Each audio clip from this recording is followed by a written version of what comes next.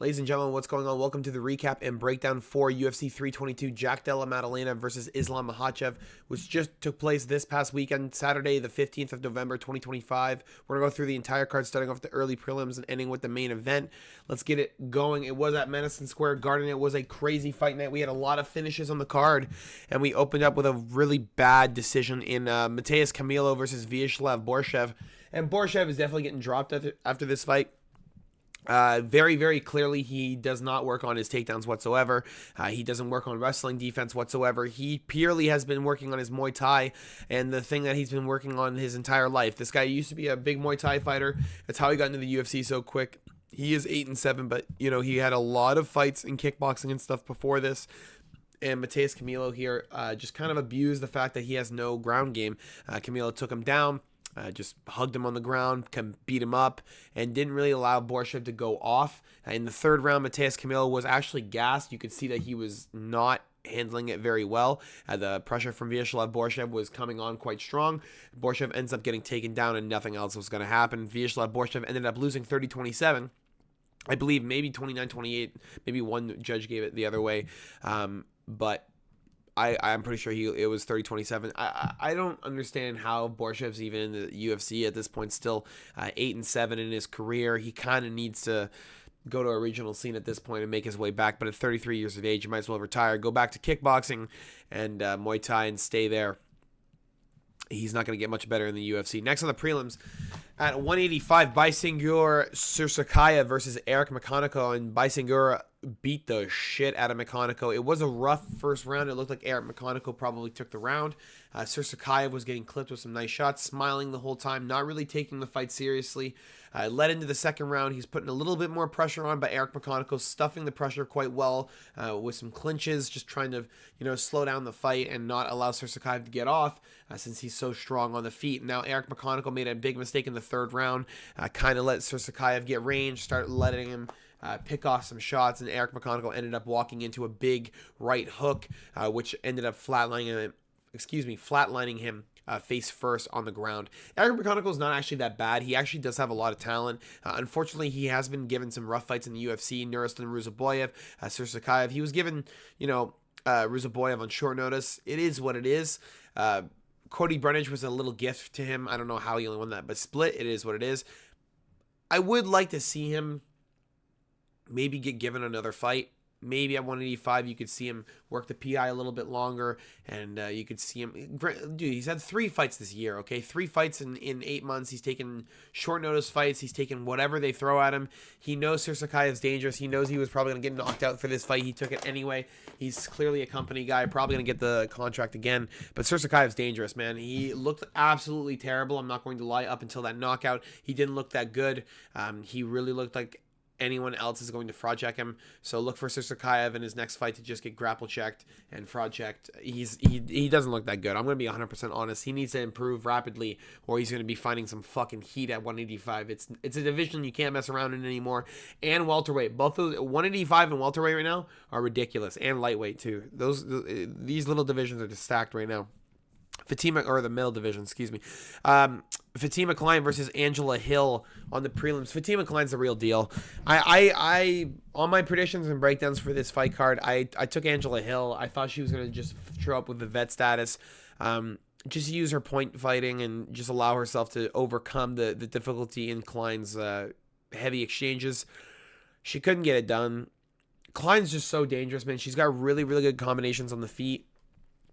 The takedown threat is there. The clinch work is okay.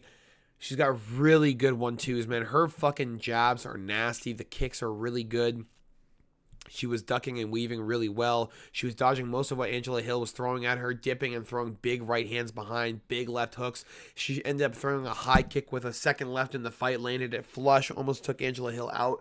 She was wobbling on her feet. A girl that does not get knocked out, by the way. A girl that does not get finished. She never does. The last time she got finished was when? Armbar by Reina Marcos, and that was a mistake too back then. That was a big mistake. Before that was Rose Namajunas back in UFC 192. This is a girl who's just a big Muay Thai fighter. Really thought she was going to put the pressure on. She's 40 years of age at this point. I understand that she's at the downfall, but I really thought Fatima Klein was a little bit in over her head with this fight. I thought it was going to be close. Let me tell you, it was not close at all. Fatima Klein gets it done. Very, very beautiful striking and a very, very good distance user. She's going to be very dangerous at strawweight. Next on the prelims, we had Pat Sabatini versus Chepe Mariscal, and this went kind of exactly how their previous bout went. You had a fight in their first bout, exactly the same thing. Pat Sabatini using his wrestling, trying to stuff Chepe and his really strong boxing game. Ended up losing that split decision. We lead to Chepe and Pat Sabatini making a rerun of this on UFC 322, and Pat Sabatini uses his range well. Doesn't get caught up in the gunfight with Chepe Mariscal, and ends up taking Machine Gun down and just kind of bullying him on the ground. Didn't allow him back up anytime he did. Just really forced him on the ground. Chepe tried to get some range in the third round, a little bit of range in the second round.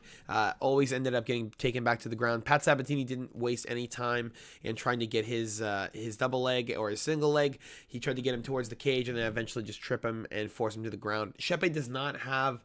He has good wrestling. He doesn't have the ability to really get back up when guys hang over him. He has really good cardio. He didn't look like he was gassed. He just didn't look like he had the tools to get out of the situation he was in.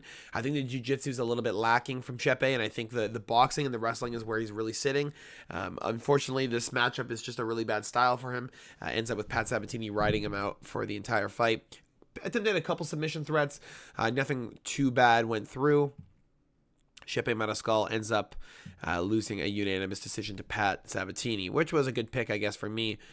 Chepe was a favorite earlier in the week, ends up later in the week a underdog. Next on the prelims, we had Kyle Dawkins taking on Gerald GM3 Mearshart, and Kyle Dawkins beat the fuck out of him very quickly.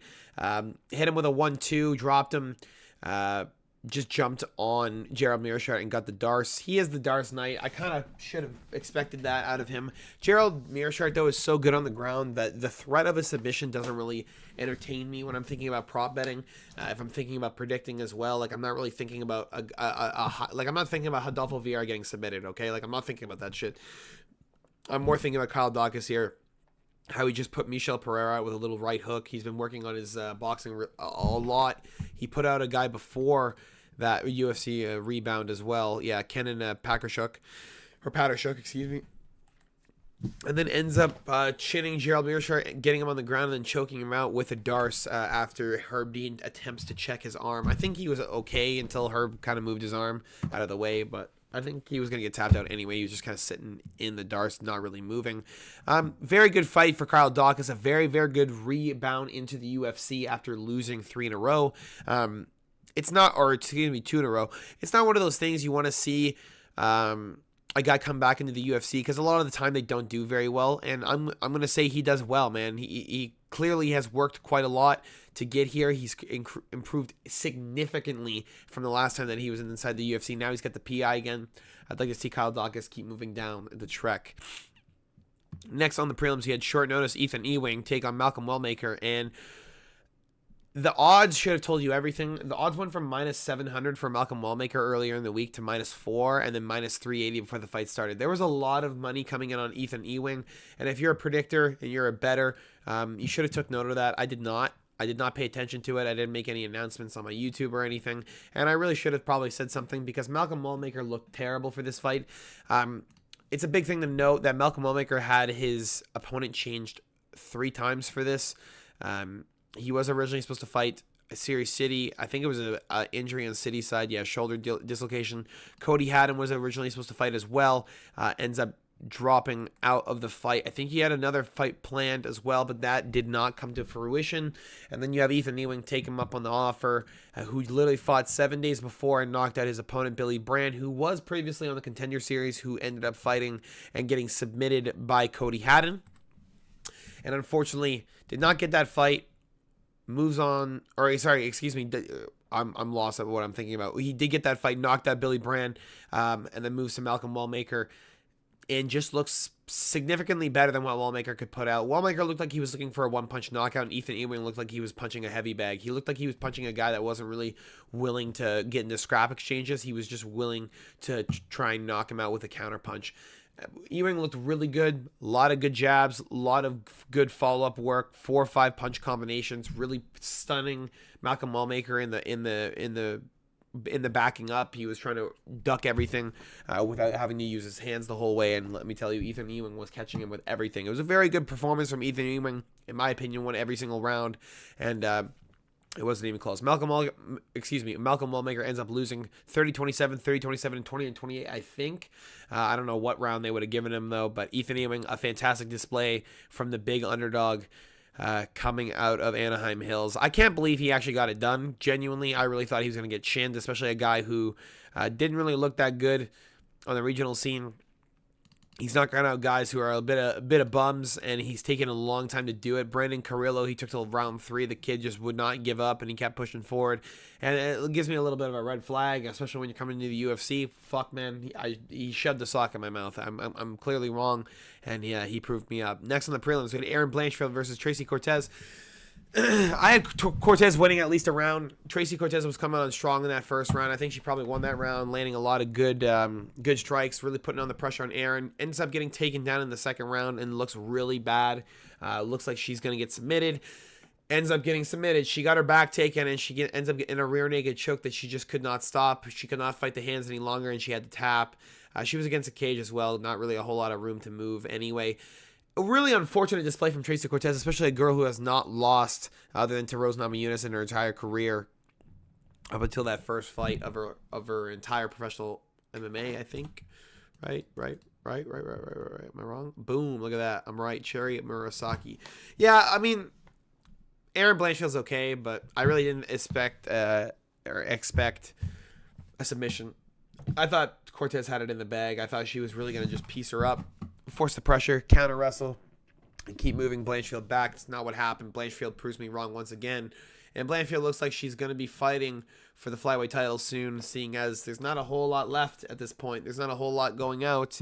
And at this point, since Weili Zhang lost, you don't have a lot of options. I'm guessing Aaron Blanchfield's next for the title. I'd love to see it because she's probably going to get her ass whooped. Next in the prelims, Gregory Robocop Rodriguez versus Roman Kopylov, and I had Robocop all day. He beat the hell out of Kopylov. Not a whole lot of things for Roman to do. He was getting beat up pretty bad on the feet. Maybe he could have switched it up, but I don't think the wrestling would have helped him whatsoever since Robocop's such a high-level black belt. Robocop did attempt a couple of takedowns as well in the fight.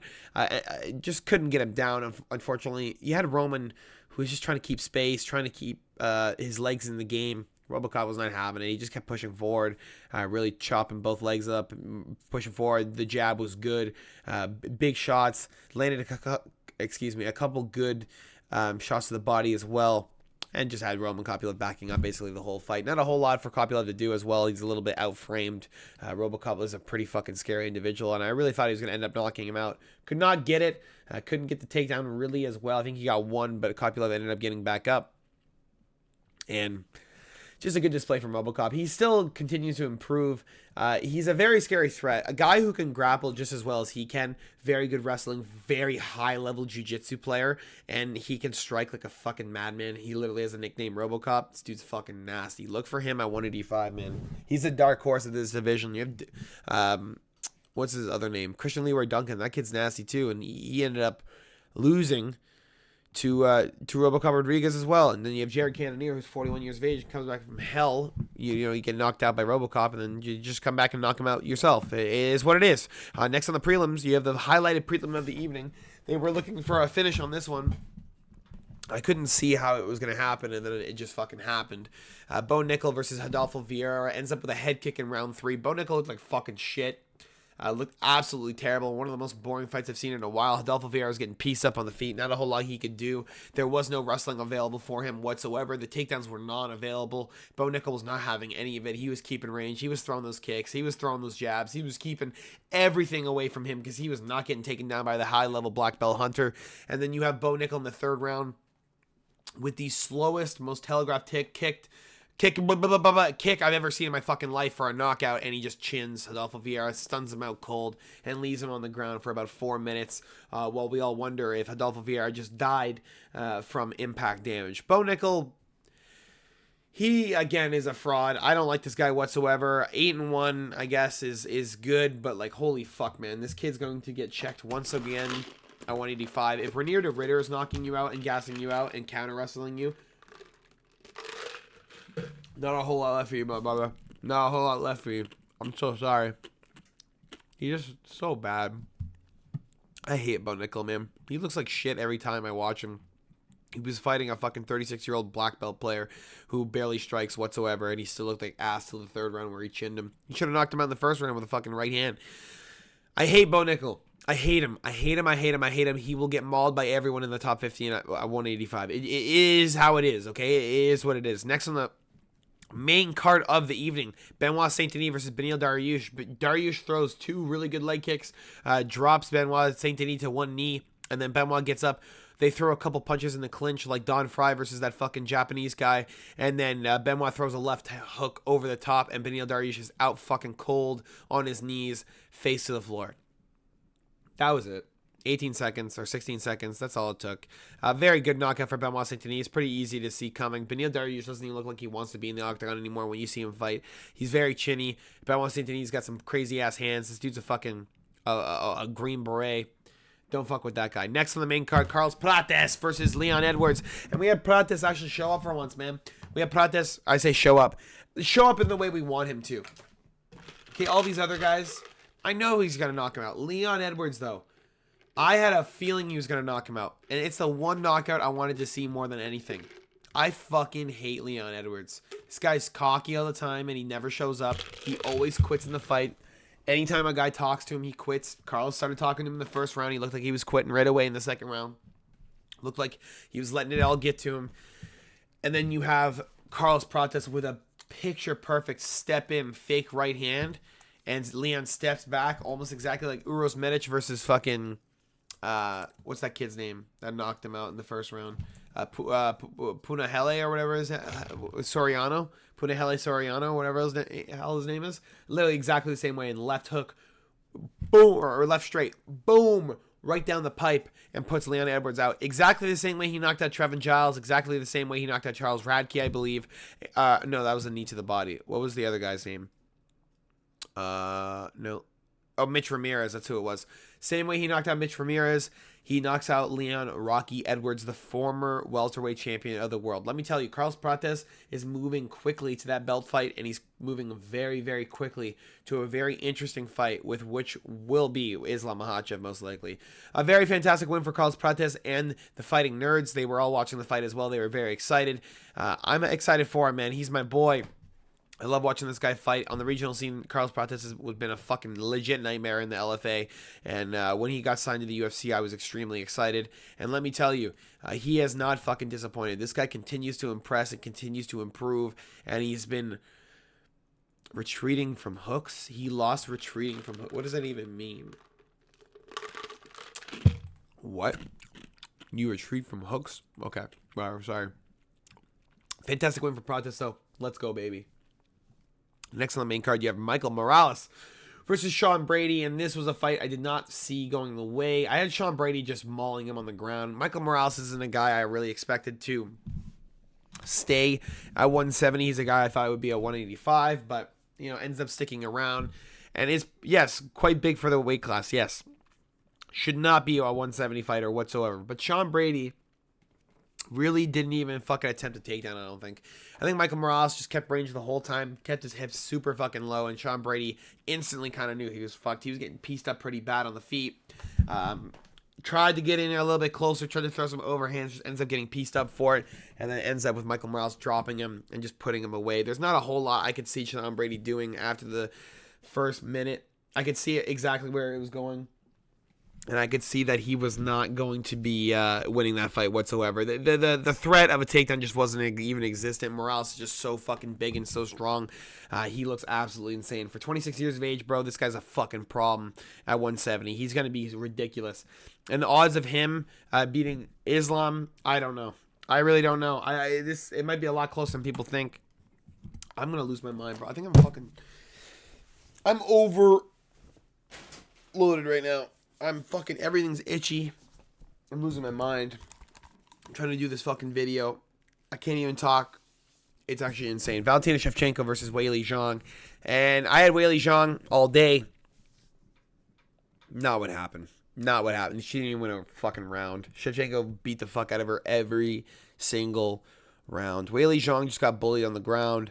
There was nothing for her to do. She's just too small, man. She's just way too small. Valentina cuts to 125. Weili Zhang had to weigh in at 125. Like, if she was a little bit taller, I could see it going a little bit differently. I could see Weili Zhang holding her own, trying to keep herself on her feet. It's just not what happened, man. Like, it's... You're in a position where you have the greatest of all time against the greatest of all time, and one's just bigger. It's just like, it's unfortunate. This is why weight class exists. It's just a testament to that. And especially for women, every pound counts when your body is that fucking lean anyway. It's absolutely fucking detrimental to try and build that base and build those, you know, all the muscles first before you move up. And I think Weili Zhang just moved up a little bit too quick. I think you need to take a full year to move up, genuinely. A full year. You probably need a full year to get the muscles going, get jacked up to your size, and get proper. She didn't take the time. She lost every single round. Probably 20 minutes of control time for Valentina Shevchenko. It was quite easy for her. The stand-up even, she was getting beat up on. Weili Zhang couldn't even get in range. Valentina Shevchenko just a little bit too classy and a little bit too technical in the feet. Very beautiful kickboxing and very beautiful movement. Shevchenko ends up winning 5-round decision.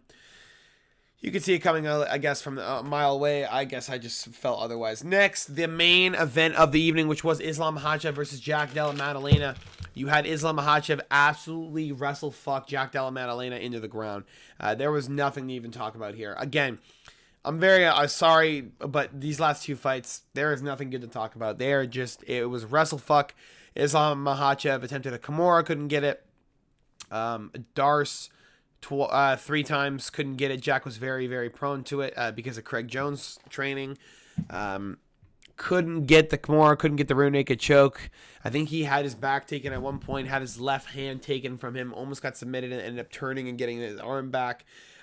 Just a really, really good display of wrestling and domination from Islam Makhachev, who becomes the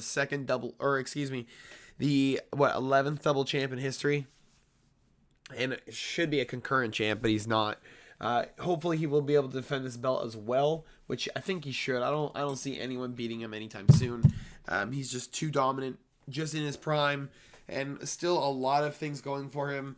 Meanwhile, Jack Della Maddalena doesn't even have fucking wrestling defense. He has no jiu-jitsu whatsoever, and this guy he has one good sweep move that he tries, and when it doesn't work, he just gives up. It's actually crazy. He tried the same sweep he did on Gilbert Burns, and it didn't work. He got him halfway up, and he tried to force himself up, and Islam's like, nope, right back to the ground. And Jack didn't try it again for the whole fight. He gave up. He looked like he was going to cry in the 5th round, and he looked like he was done. It was a sad fight. Good for Islam, though. I don't really like Jack that much. I think he's just a pure boxer. He's entertaining to watch. The knockouts are good, but when the knockouts come, they're far and few between at this point, and it's a little bit unfortunate for me to watch as a fan. That's all I got for you guys today. Hopefully you did enjoy. Make sure to drop a like and subscribe if you have not already. That's all I got for you guys today. I just said that twice, I think. Yeah, I'll see you guys tomorrow for the predictions and breakdowns for Dan Hooker, who is taking on Arman Sarukian in Abu Dhabi, or is it Qatar? Qatar. Look at that. You have look at this. Look at this card. Bilal Muhammad, Ivan Shadow Gary, Ozdemir Menafield. If Menafield wins, I'm gonna literally walk out of my apartment. Hermanson versus Otobai. That's a terrible fight for Hermanson, bro. Holy shit, that's a terrible fight. What the fuck? Why is Otobai moving up? What is going? Is he or is Jack moving down? Jack's moving down to 170. What? Oh my god, Jack's retarded. He's gonna get fucking mauled, bro. Okay. Okay, we're sorry. This is not prediction and break or fucking yeah. It's not prediction breakdown video. I'm excited to fucking break down this card now. I'll see you guys all later. I'll see you tomorrow for that predictions breakdown. Peace. Have a great week, guys. Love you. Bye.